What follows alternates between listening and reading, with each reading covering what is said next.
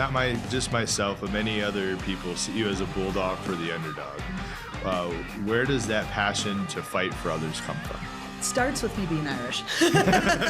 If we work really hard within the northwest suburbs of Cook County and feed ourselves and strengthen ourselves and collaborate with each other, then we have something to show others to do as well. But it starts with hope. It has to start with hope. Yeah. It has to start with hope. And I work with a population where everything's been stripped by them.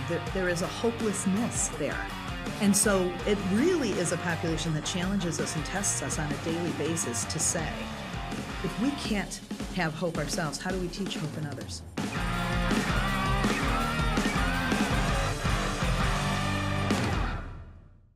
Hey, what's going on, friends? Jason here with the Love Local Chicagoland podcast. Welcome back. Super excited to be able to have my guest here today, the visionary and founder of Journeys. They help people with homelessness and help them live the best lives as they possibly can. I have the visionary and founder in our space today. I'll talk a little bit more about here in a moment. But I want to give a quick shout out to our sponsor, Royal Family Real Estate. Royal Hartwig is going to be the soon #1 brokerage in all the northwest suburbs, starting with Schaumburg. Royal, we appreciate you allowing us to bring these stories to life because we think they matter. So we want you to be #1 and get to where you're at with your vision and what you're doing and the way that you serve the community with exceptional service when it comes to real estate needs. But back to our guest today, my friends, Beth Nabors. When preparing for this, it was like we could talk about a lot. and when we both get into a room, we're both passionate souls where we feel led in our hearts, and we both think that we are stronger together and that perspectives matter and that there's multiple different perspectives in our world. So to be able to have conversations that lead to curiosity with lack of judgment is so important. She's a woman for the underdog. She stands up when others won't for things that she believes in, that others wish they had the courage to say. Today's conversation, we'll talk a little bit about Journeys, but we're going to talk about really about what it's like to be able to understand someone else's perspective that is different than your own, to lead with grace, to lead with love, to lead with curiosity, and to wanting to understand more of maybe that person's story. So enough of me talking. I'm going to introduce you to Beth Nabors. Beth, welcome to the show. Oh, thank you so much for having me, Jason. I am really, really excited to talk to you about some of these issues that I hold so dear to my heart and would like to share some of these perspectives with others and hope that they will also get the same insight I've gotten from some of my perspectives. You built something pretty spectacular, and you're helping more people than we could count over your tenure. And I really respect the way you go about doing it. You come at it from a place of like you build out a really strong team with really good people. Thank you. And then, but you set that vision for them and what could be done if we all join in together. And I think me and you have a lot of commonalities with we're stronger together, we're better in team, and when we could set a clear vision, we could make a better tomorrow, and we could help people along the way. I want the audience to know kind of like a high-level overview about you, and we'll kind of dive into the interview. So if we could start there. Great. So I am a lifelong resident of northwest suburbs of Cook County. I was born and raised in Arlington Heights, Illinois, and started off my career as a psychologist. And so I worked with women and children, moms who had addictions, and I was the family therapist when the children were reunited from DCFS placement into the family and worked with the family. And years went on in that field, and then I had an opportunity to come to the northwest suburbs and merge two nonprofits. And that was Northwest Suburban Pads and Hope Now Incorporated. And I came to merge the organization, and they offered me a job on the spot. And so what Journeys is today has been from that seed they planted and asked me to kind of build this agency from a volunteer-run, nonprofit, charitable focus to something that was really making impact and diving into people's lives and really changing some of the trajectory of where they were at. So Journeys the Road Home is the agency that I run. We serve people who are homeless, and we serve people who are at risk of homelessness. I balance that at the same time of being a married woman with 7 children. And so I have a full life, but all of it brings much reward. And you do advocacy work on top of all I that. do advocacy work. I just came back from Springfield, and I was down at the Capitol working on some bills that were surrounding issues like decriminalization of homelessness and giving people a route to be able to appeal evictions if they are not sound evictions. Cool. Yeah. Well, it goes back to you're looking out for the underdogs, and you're leading with love and with a big heart. I want to kind of take people back to the beginning. You said a little bit that there, but let's dive in a little bit more. What led you to start Journeys, and what's sparked the vision to get to where it's at today? Sure. Well, I first got involved with Journeys was because of my grandmother. She was a longtime volunteer. But very early on at that agency, I myself experienced having to live with a family member and what people call couch surfing. And I had to bring my 2 children and myself to stay at my sister's house for 9 months because of my ex-husband and some difficulties he was having. That is what really embedded me into Journeys the Road Home, because it let me know that there were problems outside of what I knew, and that I needed to open my eyes and I needed to slow down a little and take some pause and see what's happening around us. And all of those experiences of connecting with human beings is what led to any growth Journeys has ever experienced. The need is what perpetuates our growth. And so the need is there, and we just grow according to it. Serving neighbors who no longer have 4 walls and a roof. And that's what we are working on, is to get them back stabilized. Yeah. I love how you said slow down. That's important, and just look around. And you did that, and you saw that there was a need that if you went fast, might not have seen. No, there's no quick answer. There's no quick answer to any human suffrage. And so it's uncomfortable to watch, it's uncomfortable experience, and it's real hard when it's yourself.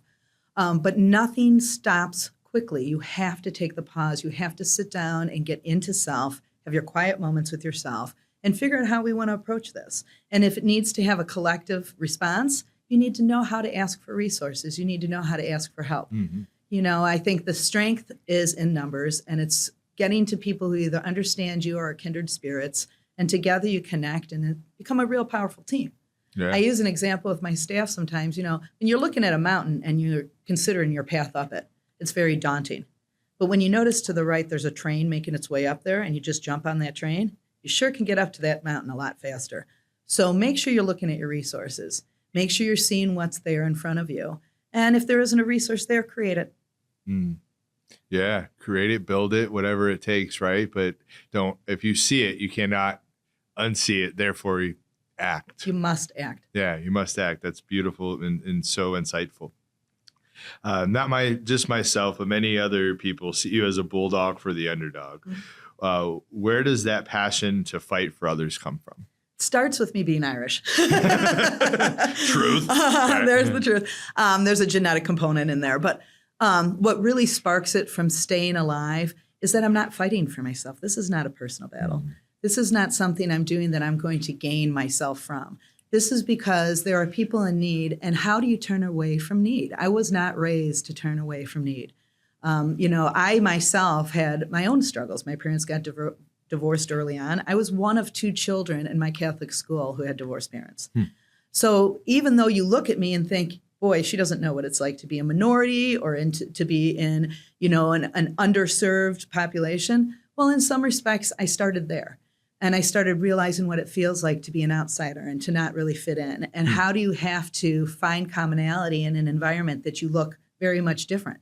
I didn't have mom and dad coming to Mass. I didn't have both of the parents there to support me. My mom put me in Catholic education to protect me while she was going through a divorce with my father. There was only one other girl in the school who was in my same situation. So it started there. And then life choices continued to perpetuate that for me. We laugh that I have 7 children. I only have 2 are biological. The other 5 I've collected. I just love being able to be a really strong and powerful component in people's lives when I'm needed. Mm-hmm. It gives me purpose. Yeah, as I say, it gives you purpose. It's like a reason for living. Mm-hmm. Like you're very much, you come from a place of wanting to help as well. I just, the world needs more of that.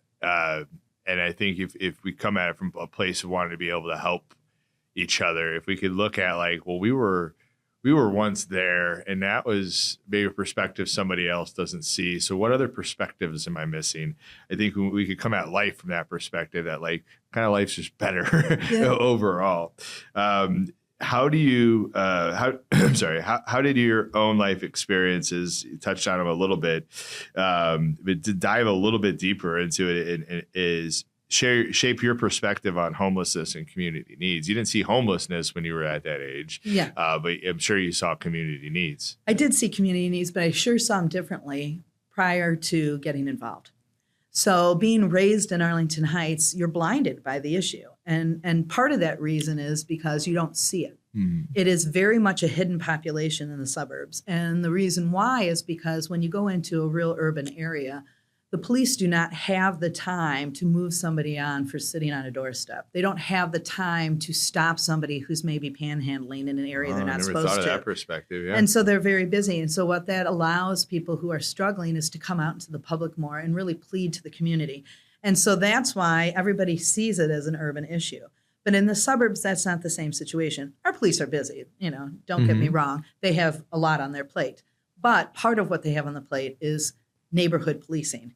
And you don't see neighborhood policing in the city. And when you do neighborhood policing, you're going around and seeing, hey, what's going on here? Why are you sitting here? This is a public location, those kinds of things. And so homelessness pushes itself into the recesses of society's knowledge. They hide in forest preserves. They try to go unseen. Under bridges. Totally in places you cannot find them. And the other misnomer is that homelessness is coming to the suburbs. It's not. People stay where they once knew how to navigate a system. They're not going to go and relocate themselves in a system they don't know anything about, and they don't know how to navigate it and put themselves at risk for getting in trouble, either ending up in the wrong neighborhood or not knowing the police departments and being picked up for that reason. So homelessness stays where homelessness started. And the other people too, because I think it would be a level of danger that without would a come doubt. with that. Yeah. But homelessness stays where it started. And that's what people do not understand. So who Journeys is serving is 1,000 people a year. Those 1,000 people are from the northwest suburbs of Cook County. Wow. So where my borders stop, another agency picks up. So there's agencies like Journeys throughout the state of Illinois. And so we all have our charged location of who we serve. And we do that because we want to make sure that we are opening individuals up to the entitlements they are allowed. Once a tax-paying person, you're allowed entitlement money from townships and villages and things of that nature. So it helps us stabilize somebody much quicker in their hometown. Yeah, and then get them back on their feet and doing life normally in their hometown. It's we're all in our communities. We're only as strong as our weakest link. But 100%. If we're not aware of the things that are happening in our community, how can we help? Right. Me and you talked a little bit earlier on our part of the prep. It was like, well, if we all just did a little bit. The world in our communities would be a different place, but we all have to be aware. We all have to want to be able to do our part to be able to shape that better tomorrow, right? We all know how to help ourselves, right? And so nobody... Not everybody, but it's questionable of what that help is. That's true. But everybody knows how to attend to what it is they need or what it is they want, right? I want that ice cream, I go to the refrigerator, I get it. I want that ice cream, I go to the store and I purchase it, right? But for some reason, there's a disconnect sometimes with some individuals of how do I help others? And they stand with a look of like deer in headlights. I don't know how to help others. But you do. Everybody knows how to help somebody. You have to be willing to stop and listen to what that help is. What is it that they need? Yeah. A lot of the times when somebody's panhandling, somebody might roll down the window and say, hey, I got 2 sandwiches for the price of one. I have an extra one. Here's a sandwich for you. And the individual puts it on the ground. The person in the car says, well, how ungrateful. I'm handing a sandwich to this person who's panhandling and they don't want my sandwich. But what that person doesn't know is I just fed them at Journeys. That individual is panhandling because I don't have a line item in my budget to pay for trumpet lessons for their kid at Hersey High School. So they leave my agency, they get their food for the night, how they're going to feed their family at home, they feed themselves, and they go and panhandle for what I can't give them support for. And the problem is that society sees them doing that, and the judgment comes, maybe not from a bad place initially, but from their place of seat. And they see the person finish panhandling and go into their car. Maybe it's even a really nice car like a Cadillac. And they start to complain about that. But what they don't realize is that's the only thing that person has paid off. It's the only thing they have left. I do another thing with my staff called a perspective it's a coffee example. cup. Yeah. A coffee cup. There you go. So, I hold this coffee cup and I say, Jason, describe this coffee cup to me. And you would describe it as a black cup with a handle. And I'd say, no, Jason, that is not the cup. You are not looking at this accurately. You are not being completely truthful.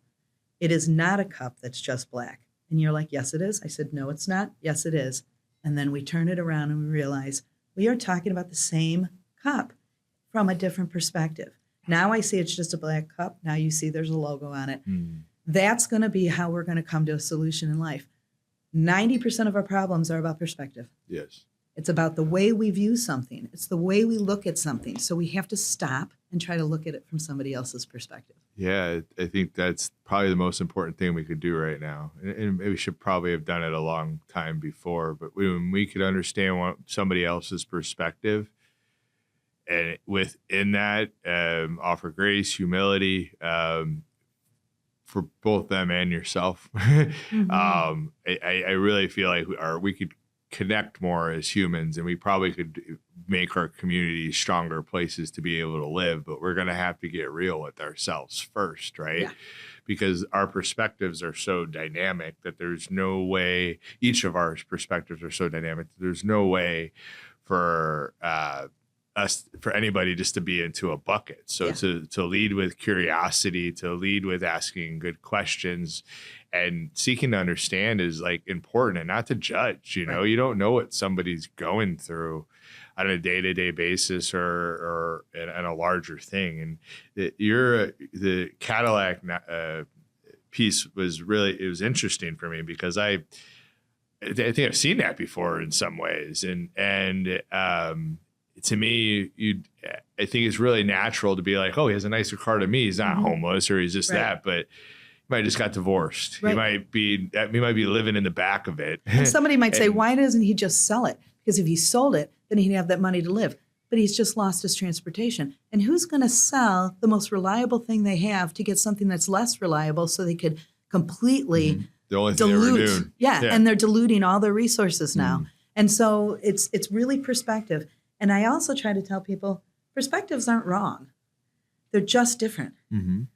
Your experience is your experience. How you see the world is how you see the world. Will I have an ability to impact that? Potentially. But potentially your perspective will impact me in a positive way. For sure. That's why we must sit down, take pause, slow down, ground ourselves, and find out this isn't a fight. This is curiosity and knowledge. And it's getting to know people. It's learning. It's unlearning. It's but if we don't come from a place of wanting to know, we ain't ever gonna get there. Nope. So it's kind of where we start. Perspective is important, and during our conversation, that really stood out. But hope is important. You said that hope is a powerful driver, even in uncertain times. I want to kind of come at from a personal level first, but then any stories that you might have of somebody that you've served. But how do you keep hope alive personally and professionally during uncertain times? And how do you help lead others to do that same thing? I see hope similarly to belief. Okay. And I'm a faith-filled person, and the whole concept of faith is to believe, right? I feel the same way about hope. Hope is having the best intention for the best outcome. Hope is knowing that things can get better. It's not having anything tangible in your hand. It is knowing that things can be better because maybe we've been there before, or maybe we've seen it with somebody else. But hope is a driving force. It's like manifestation. If you are hoping for something good and you are hopeful that things will get better, you have the power to help create it get there.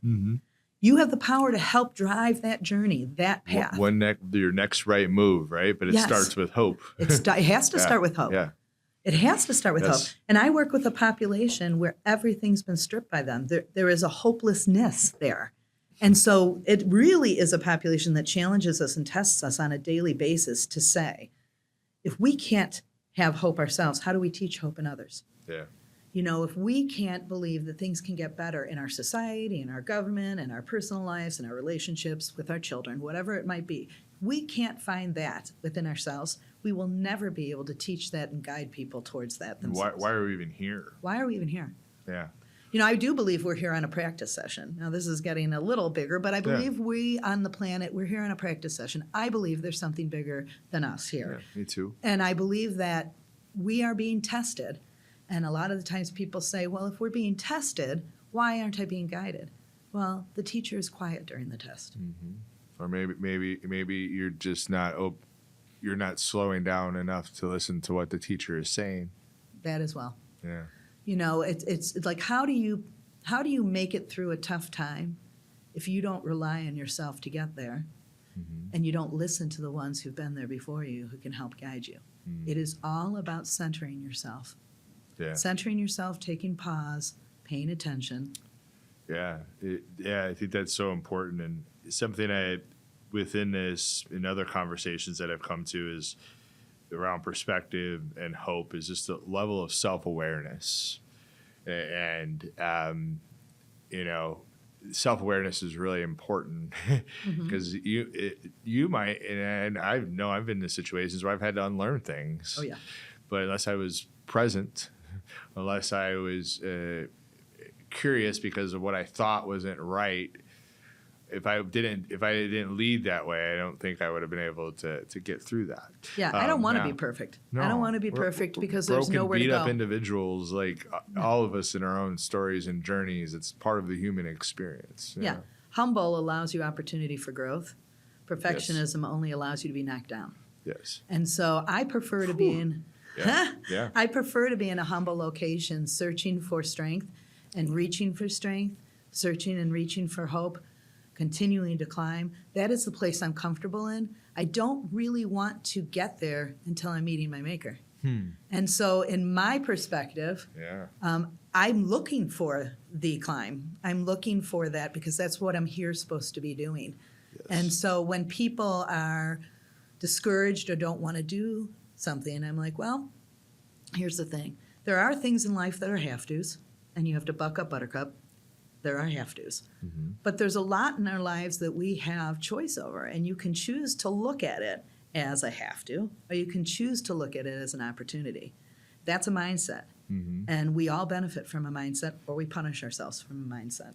Yeah, I agree. And I guess I used to be at a place where I would be when I was younger and earlier in life, I'd always be focused on the destination or the title or whatever that was. That brought me no fulfillment. Once I got to a place personally where I listened to my heart and my intuition, and I went in that direction, I enjoyed the journey so much more and the process, which is what I hear you saying. Question I have for you is that what you're talking about, is that how the name Journeys came into be? Is. Okay. There's many different journeys to the path home, and there's many different homes that you define the end. And so with who we serve, we do unfortunately bring people to their resting place. That's a quiet service we provide. We have burial plots, and we work with Memorial Gardens in Arlington Heights. And unfortunately, we have people who pass without anybody coming to the plate to claim them or to honor them and have a legacy moment with them. So we do that. But it is when we merged the organization, we were trying to figure out how do we define ourselves in a title? Like, how do we let people know what we're doing in a title? It got a little mouthy, but Journeys the Road Home is exactly what it is. It means exactly what the title states that it is. We want to get you home, and you're defining what that home is. And whether that means you're with us all the way until your last breath, or whether we have you for a month and we got you stabilized, you wave in the rearview mirror and drive away. But whatever that is, that's my role, and that's what I've decided my role is. Yeah, that's pretty beautiful. It's I wish I could go back to the intro and this prep, because there's a word that keeps coming up to my mind. But you lead by serving. I'm definitely a service leader. Yeah, without a doubt. Yeah. I just want to throw that in there before we jump into the next question.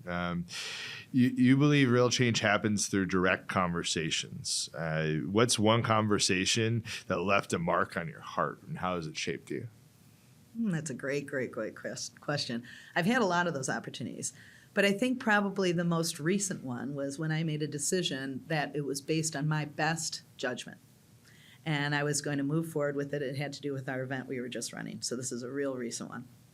And I'd picked a song to be the lead up to the Woman of the Year. And I was like, I love this song. We're going to do this song. And when I wasn't in the room, some of the staff were questioning whether or not that song was right for a lot of reasons. Like it sent a message they weren't sure I wanted to send, that it wasn't necessarily in line with how this individual wants to be represented. And they lamented over it all night, not sure how to bring it to my attention. At the same time, I'm at home and I'm telling my husband, giving him my speech and telling him what song I was going to put up. He says, are you sure you want to do that song? Now, I have no idea anybody else is saying this behind the scenes. And I go, yeah, I love the song. And he goes, well, it seems like you're trying too hard. And it seems like you're trying to send a message to this individual that I don't think you're trying to send. I'm like, really? And I walked away. And it didn't feel comfortable. So I sat down and sent a text to my operations officer and my marketing person. I said, hey, my husband just said this to me. How do you guys feel about this? And both came back instantaneously and were like, oh my gosh, we were going to say the same thing to you. And this is how we felt. And we were preparing for a meeting in the morning because we wanted to let you know you were making the wrong decision. And I stopped for a moment and just thought how beautiful this moment was that I discounted my husband's feedback initially and didn't even let him know that I was giving it that much thought. But to hear these two individuals who really are claiming this event as theirs and this is what they were doing, but they were given a direction from their boss and they knew it wasn't right. And they sat and lamented and were prepared, and then everything came together because I took a moment of pause and thought, I need to question this initial instinct I'm having to discount my IT director husband about everything emotional. I know emotions. And I discounted him. Yeah. And then I had to come back after this, and we all decided the song was going to change. I came back to my husband. I was like, hey, guess what? And he goes, what? And I go, you were right. And he goes, when? Tell me. I want to know. He's like, got a pen. Yes, exactly. Exactly. And he said, really? He goes, maybe the psychologist is rubbing off on me.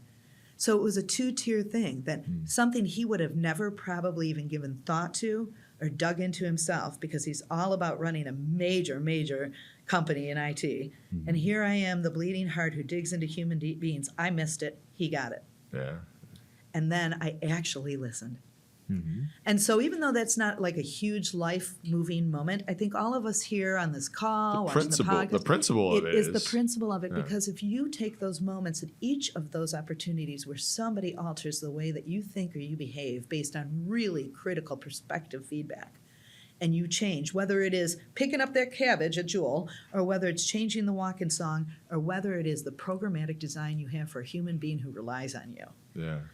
Whatever that spectrum is, this moment of stopping and realizing you don't have all the answers, even if it's in your wheelhouse. And you need to stop and listen to these other perspectives, because other people are seeing it from another angle, and you don't want to be remiss and miss that. You want to make sure that you are truly the person who wants to have the best answer, who wants to make the biggest impact. And that means you're not right all the time. Yeah, I think it's beautiful that you took the feedback and you allowed it in.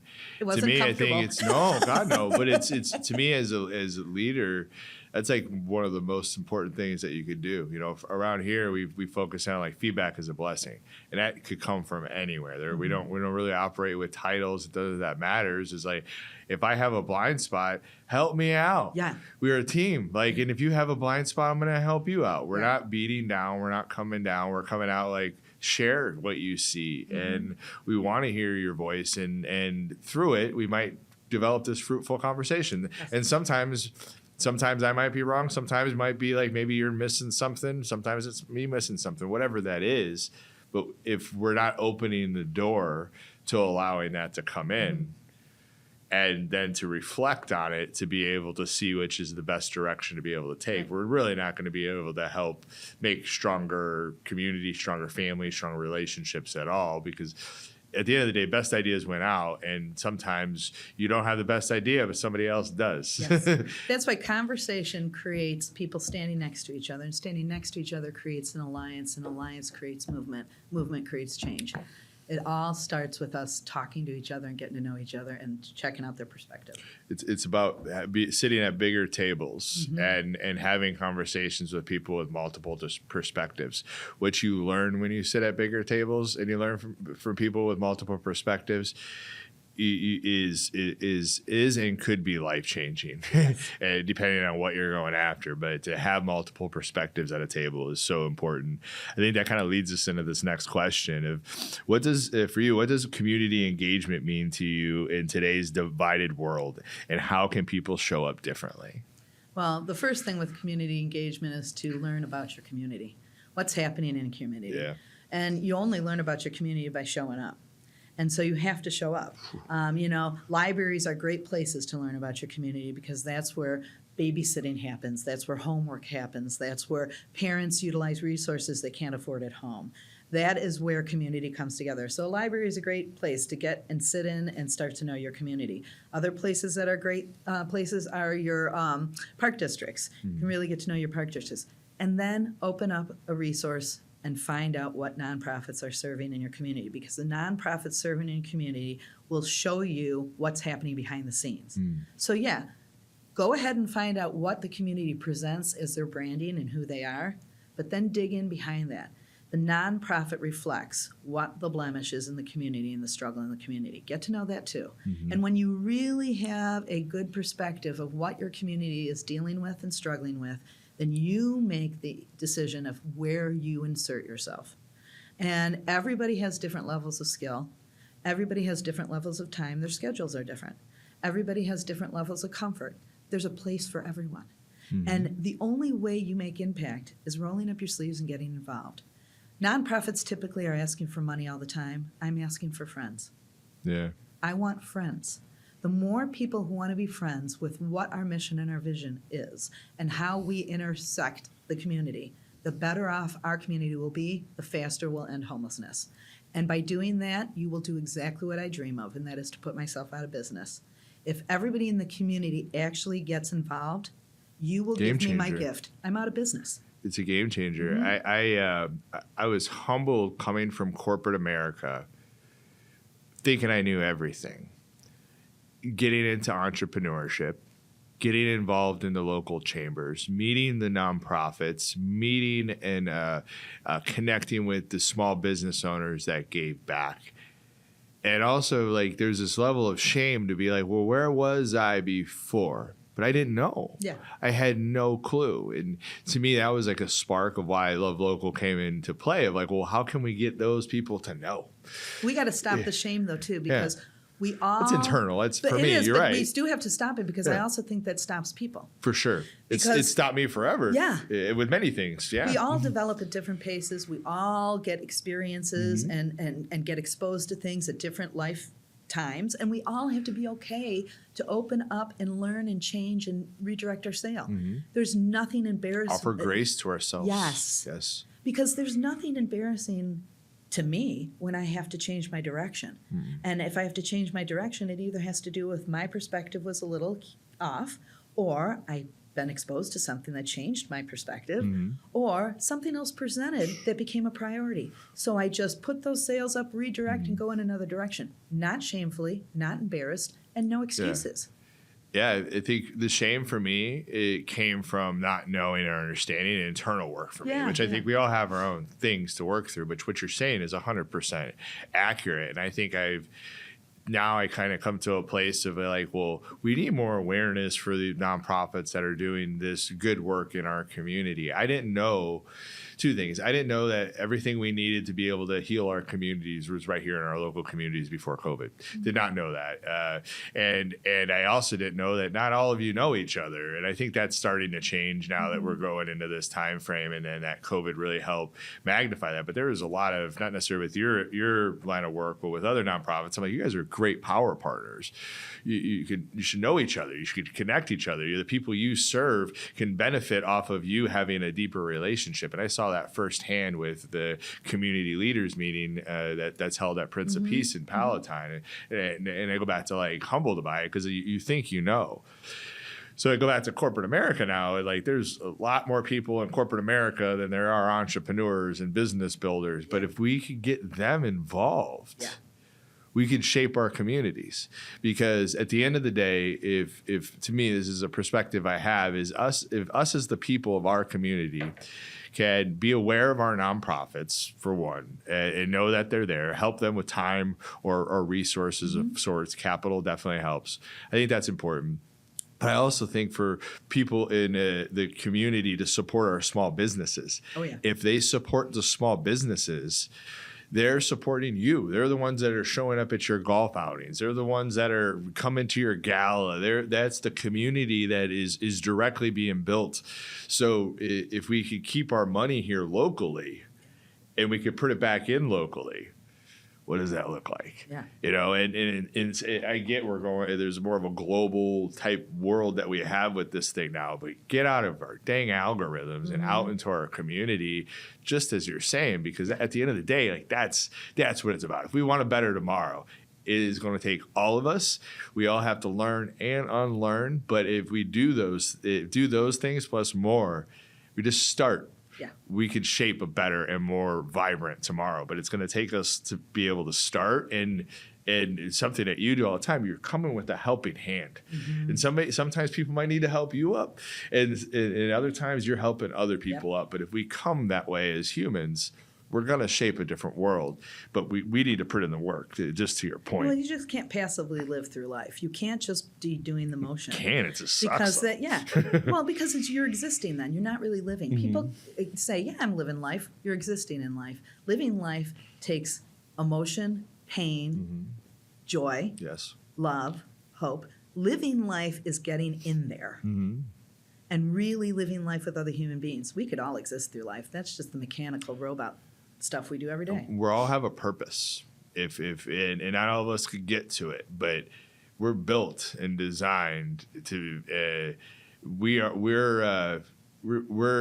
not the artist, we're the canvas. We're built for something. What you're doing, you are built for. What I feel like I'm doing right here, right now, is what I'm built for. Did I know that before, or did I have to get that in my second mountain? Sure, but it's what I'm built for. I think we all have that within us, and something that fuels us, that fires us, that we're passionate about. It's about people finding that for themselves, and then from there going in back into the world to do some good and to help other people, uplift other people. Yeah, when you feel passion, you want to plant it. And because it feels good. It feels real good. It feels good, and you want people to experience that. I've struggled with mental health. Like, depression is a huge part of my life. Addiction with alcohol and other things have been a part of my life. But when I got to a point where I love what I do, and I feel like this is what I'm supposed to be doing while I'm here on this ball that we call Earth, it's just a different level of joy. It's a different level of everything that almost helps suppress some of those other things. You're getting your high from something else. That's it. You're getting your high from something else. That's a great way to say it. Everybody seeks something that gives them euphoria, right? Yeah. It's just part of a human nature. And you're attaching that to something that is perpetuating good. And you said earlier about how it would be great if nonprofits connected with each other. Well, that's what you're doing. When you reference Prince of Peace Community Meeting, that's what they are doing. You guys have found a role that there is a missing connective piece. The people who run nonprofits get siloed. They do, because there's multiple hats being worn, smaller staffing bases than they need to do the work. They get hyper-focused on their mission and their vision. And it's not that collaboration is not desired or wanted. It's that, like you said, it's the bulldog entity of fighting for that population you're fighting for, and you just stay focused. And when a Jason shows up, Love Local shows up, a Prince of Peace Community Leaders, United Palatine Meeting, these are all these connective initiatives from people like you who say, hold on, there's good things happening here, and you guys need to take time, pause, and reflect on how these entities can connect and really move the needle forward. Totally. And so you are part of that whole continuum of doing things, and you found the part that will help that, and that's by being the word. Yeah, it's going to take all of us, and each of us has our role within what we're playing. And I was talk with another nonprofit leader. It's probably about a year ago. And a leader of an local association, and they were talking about fighting some nonprofits fighting over capital. I'm like, thinking to myself, like, I did roll my eyes because I'm like, you're looking at the wrong places. You're not thinking abundantly. There's more people that don't know about you than the people that know about you or other people. So go to them. Yeah. And if we go to them, that's it. To me, it's the white space in our community. I want to help kids outside of our local community. I want to help other things outside of our community. But if we could just pause, reset, come here locally and put our capital back into our own local system, we have vibrant communities and that are more equitable and that are giving people from all different walks of life more opportunity to do what we're talking about, to experience joy, to be able to get to themselves. But if they're homeless, they're so far away from that, I would think, in certain cases of like hope is hard, let alone joy. So, but back to it is, if we could just come in, if we could pause, if we could all take an eternal audit for ourselves, and how can we do just a little bit more? Right. And then collectively come together, game on. And that's what you talked about, like take care of our own. Well, it doesn't mean we don't care about outside of our own, but what we're choosing to do is take care of our own. Yeah. Well, by taking care of yourself, you become a template for others. And so the thing that's interesting to me is that a lot of times people are like, oh, well, you should collaborate outside of your county. You should collaborate throughout the state. And I said, well, you know what? Here's the thing. There's enough need here, and I'm charged with meeting the need here. What I'm willing to do is to let you watch. Because if we work really hard within the northwest suburbs of Cook County and feed ourselves and strengthen ourselves and collaborate with each other, then we have something to show others to do as well. It's not that we don't care. We choose to show. You know, you live by example. Yeah. And when we live by example, then people are like, well, where does that come from? And then that sparks curiosity. Hopefully that sparks conversation. Yep. And, you know, sometimes people are scared to ask questions or, oh, I don't want to look stupid, or I don't want to look that, or I don't want to look weak. But the person that's answering that question for you, that's been through that journey, doesn't think that. No. They're proud of you for asking that question and seeking to understand. And I bet you there's a level of gratitude with them, depending on what they're talking about, that comes with that. And you're giving them an opportunity to serve.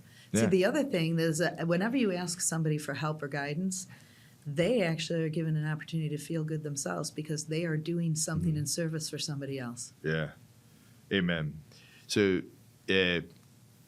being a leader in our community, serving people that in from all different walks of life in your niche, which is homelessness. But I think of the other nonprofit leaders, there's this level of like helperness. Like there is, you're in it, just kind of like what you're saying. Sometimes as helpers, we go so far in that we don't take care of ourselves. I think self-care is really important. And I think understanding that if we take care of home first, that we are better to the world. I want to get your perspective as a leader in our community. How have you stayed grounded as a leader, doing such heavy work, but also work that is inspiring and encouraging and helpful to our society? What personal habits have helped you with being able to take care of home first? Well, one of the biggest things I do is I have a very large circle of friends. So I have friends. One of my girlfriends I've been friends with her since we were 4. So we have 54 years of friendship running. I have other friends I've been around with since junior high, high school, college, what have you. But that circle of friends is what feeds my soul. I have a loving husband. I have a great relationship there. I have children ages 22 to 38, so they're old enough to be supportive of me as well, and I have 7 of them, as I've mentioned before.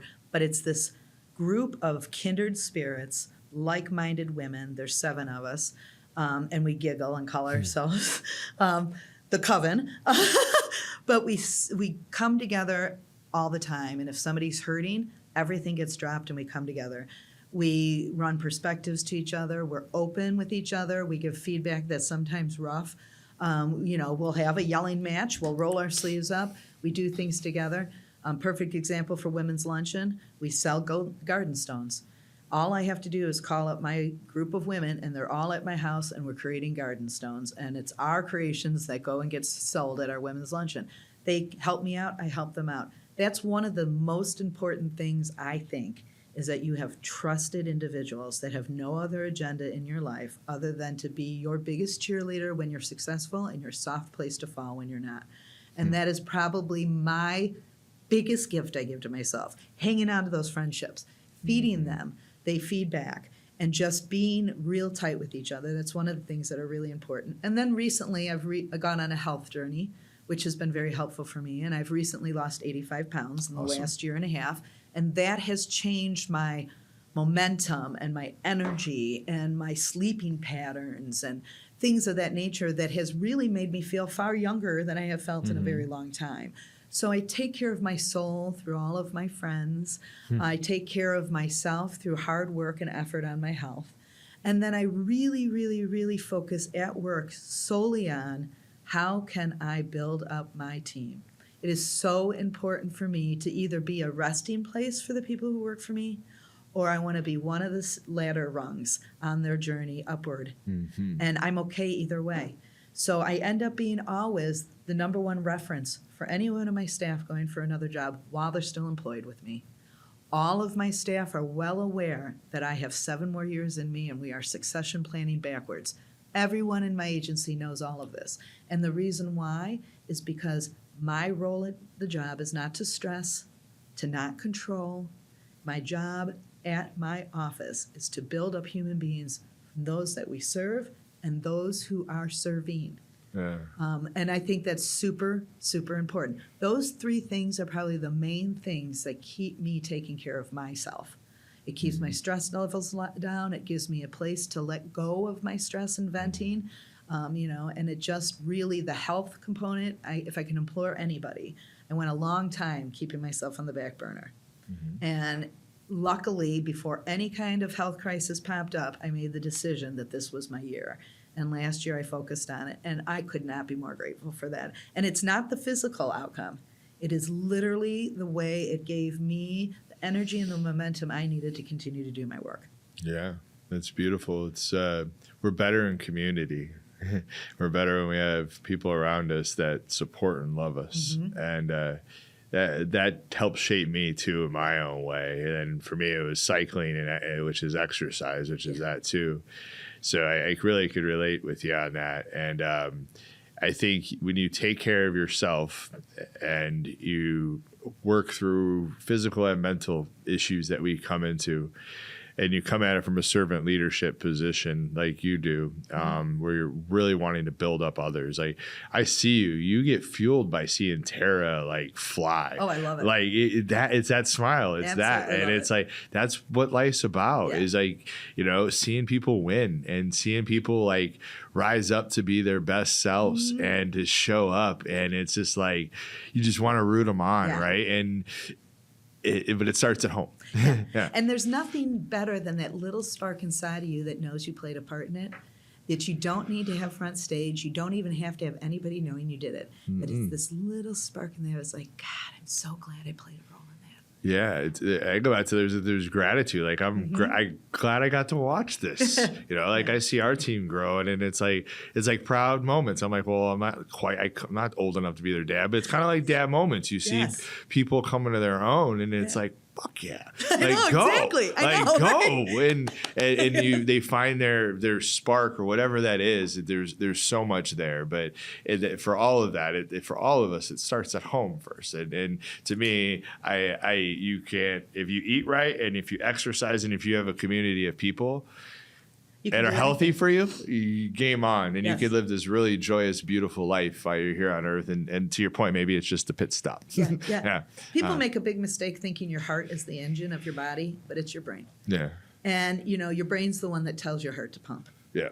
And so it's super important for you to take care of your psyche, your mental well-being, your spirit, your heart, because that is truly what will take you through life. You can deal with poverty if your brain is on right. Yeah. You could deal with a breakup. You can deal with a failed business. You can deal with anything if your brain is on right. You have to nourish it, take care of it, pay attention to it, feed it. And if you need support, go get that support. Go get the support. Because no shame in your game. No shame in your game, but live a healthy, happy life. You talked a little bit about it. Your time at Journeys is coming to an end, even though you're really only 37. I know you said some other age earlier, Yeah, but a couple times over. we're gonna come earlier for you. But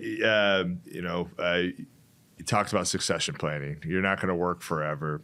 So for you, what's your dream for Journeys in the next 5 to 10 years? What do you see unfolding? I have a couple leaders internally that I'd like to see them take over and go.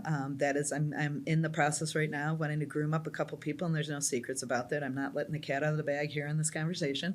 Everybody knows what my intention is. My dream for Journeys is truthfully to be put out of business, but I don't think that's going to happen. Not under our current administration, not anytime soon. It's a long problem. It came to the forefront, like I said, in the late 80s, and we're still here, and it's growing. So I think my biggest dream is sustainability, making sure that the agency continues to reflect the community, that it continues to serve the community. I'd like to see much more robust transportation. The Northwest Suburbs does not have that, and I would like to have that for our community. I think that's a big stopping point for us. I'd like to see the community get into our four walls. I'd like to see more people coming in to do, I don't even care if it's a 2-hour volunteer moment. I don't care what it is, but I just want you to come in, because it's not necessarily to perpetuate Journeys and hold Journeys in this, place of glory. It's to see your neighbors, to know that there are people who used to live on your block who are now coming for their meals at Journeys.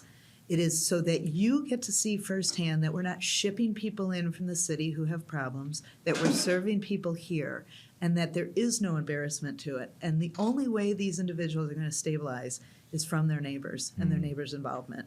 And so my biggest dream is the stigma of homelessness gets wiped off the planet, that people deal with the poverty and the mass homelessness in the same way you would if somebody had a whole neighborhood come up with liver cancer. If an entire neighborhood had liver cancer, we would be there doing food drives. We would be there making sure children are taken care of. We would be there making sure meals were being presented. And I'm not saying people shouldn't do that for people with liver cancer. I'm just saying there's no negative judgment when it comes to somebody who everything in their life stops because they're dealing with a life-threatening cancer. There's no judgment. But if somebody's life stops because of their mental health, or if somebody's life stops because they lost their possessions, nobody comes running. And I've spent 26 years trying to figure that out. And I think it has to do with the fact that it's so scary to people. If they get close to it, they feel they could get it, like it's transferable. That if I get close to homelessness, maybe it could happen to me. If I get too close to mental health, maybe it could happen. What's wrong with that person that made them homeless? Are they dangerous? Are they sick in the head? Are they whatever those fears are? Whatever those fears are. Yeah. And so that's what I really, probably the biggest dream I have for Journeys is that society stops stigmatizing poverty and mental health and just faces it like any other life situation that has stopped people's progression, and address it the same way you would address the things that are less scary or don't have a stigma attached to them. Yeah, drop the mic. Not that one, but drop the mic. Yeah, I won't touch your mic. Yeah, it's so much there, and it's I think it kind of leads to the next question of if you could shift one mindset in our culture when it comes to homelessness or poverty, what would it be? I feel like maybe you touched on it a little bit there, but I think that any person who is housed can change one person's life who's unhoused. Pick one and do it. Yeah. One person at a time. I just feel that homelessness seems so unstoppable, but it is literally stoppable one person at a time. If you just decide you're going to get in there, it doesn't have to literally be one person to one person. It means you come in to volunteer, and literally from that effort, one person will go out to stability. And imagine that with the 6 degrees of separation in our community. We might not be able to get rid of all of homelessness. That's not what our the system currently is designed for, but we could improve it. And we could improve it, to me, by going out into our front yards, by talking to our neighbors, by getting involved in community and something. If it's homelessness, great. But Whatever if it's it is. maybe it's single moms, maybe it's mental health, Get in maybe there. just get in there and Yeah. learn and grow. And I promise, like, for the people that are out there, like, you'll learn so much that I think it can help shape your life, which in turn I think will help shape our communities. And Yeah. probably if you have kids, it could help shape their lives too. Yeah, that's how we got the past chief of police, Al Stokel from Palatine, came to us to ask to serve on our board. Since then, we have had a beautiful relationship to Palatine Police Department, and we've always had officers on our board. The reason why the chief came to us to be on our board is because he realized that a classmate of his in high school was getting services from us while he was leading the community as the chief of police. And it didn't sit well with him. Yeah. So he came and said, I want to serve. And he served for over 10 years Wow. That's until he beautiful. retired as a police officer. And when he retired, he assigned 2 other police officers on our board. And ever since then, we've had a police officer who's on the beat and a police officer in leadership has sat Wow. on the Journeys board. And the reason why is because, one, Al Stokel started it. We aren't here to just police our community. We're here to strengthen our community. What a concept. But I want that on a secondarily- t-shirt. Just Yeah, so we're right? clear. Yeah. But secondarily, it was because the police had the desire to change how homeless individuals looked at them. They wanted homeless individuals to see them as part of their team helping stabilize them, not as a scary person offering a consequence. That's what makes Palatine Police Department stand out from any other police department in the northwest suburbs of That's Cook a County. story I want to cover. I will, I'll point you in the right direction. The new chief, Bill Nord, is a wonderful man, and he's been involved with United Palatine for many years, and he has a very similar mindset to El Stokel. Little too busy to be on my board, but I got 2 other officers. But they run that police department completely differently than any other. And I serve 37 villages. So my service area is 37 villages. Wow. Palatine is a standout community with their police department, standout above all. It's beautiful. And it is beautiful. And it is because it started with Al Stokel of deciding, I see a relationship that put me on this side of the desk and put him on that side of the desk, and I want to figure out why. We were raised in the same community. We both had stable parents. We both were in a good why did it end up this way? And it was him asking that question above and beyond his role as police officer. And it changed that relationship for 26 years. Imagine if we all did that. It talks about going in and just asking the right questions. That's Right. beautiful. I would love that conversation. and Yeah, that he's still story, around, so. not for long, but you Yeah. can probably find him to do it. Yeah, no. To me, when we talk, I have a lot of ideas. I'll connect keep you 'em- too. I'll keep them for offline. But it's about, I think it's about loving local, and I firmly believe if we got out of our algorithms and got into our front yards and started talking to our neighbors and were just kind, didn't judge, led with curiosity, I bet we could do some good here in our world, especially if we take that and we just start getting involved in community. This is a question as we get ready to close that I may start adding in to these shows, but so I need your help. So finishing this sentence for me. Okay. When we love local, We love our neighbors. I feel that it's super important to water the grass where you live. boom. Everybody always talks about the grass is always greener. The grass is greener where you water it. Love local. Take care of your community. Your community will take care of you. Boom. I could almost end the podcast on there, but I want to know where, I know our audience wants to know where they could connect with you at. Okay. Journeys the Road Home. You can find our website at www.journeystheroadhome.org. You can call into the office at 847-963-9163. We're located at 1140 East Northwest Highway in Palatine. We're nestled in between the Postal Distribution Office and Route 53 on Northwest Highway, directly across from the old racetrack, which is now going to be, hopefully, the Bears. Hopefully, yeah. But that's where we reside. You can come anytime you want, Monday through Friday, and just drop in, and we'll give you a tour. There will be a staff person who can tour you around. You can see what we look like and see if it's a place that you'd like to spend some time at. Beautiful. Well, I appreciate you being here today and sharing your knowledge, your wisdom, your insightfulness. This will not be the last time you're in the studio talking. So keep going. The work you're doing is important, not just in the community with homelessness, but how you're helping shape other leaders too. So the world needs more Beths. So thank you. You too, Jason. I appreciate it. So my friends, what if we just started watering where we're at? I think if we do that, the world shapes and looks differently. You see, it doesn't have to be that hard. We got to all do just a little bit. We got to get involved in community. And if we do those things, and if we find the things that drive us, that give us passion, and we go in and we support our local nonprofits, the world looks different right here in our backyard and in our front yard. The only way to do that is if we come together as neighbors, that we talk to each other, we support one another. And you know what? We water our own grass, but maybe we even water our neighbor's grass too. Through that, this cycle that we're in will come out in an abundant way. My friends, totally honored to have this conversation with Beth today. She's a woman that I look up to because of the way she leads and the way that she cares for others. I hope you all enjoyed the show. Support local, love local. We're stronger together. Peace.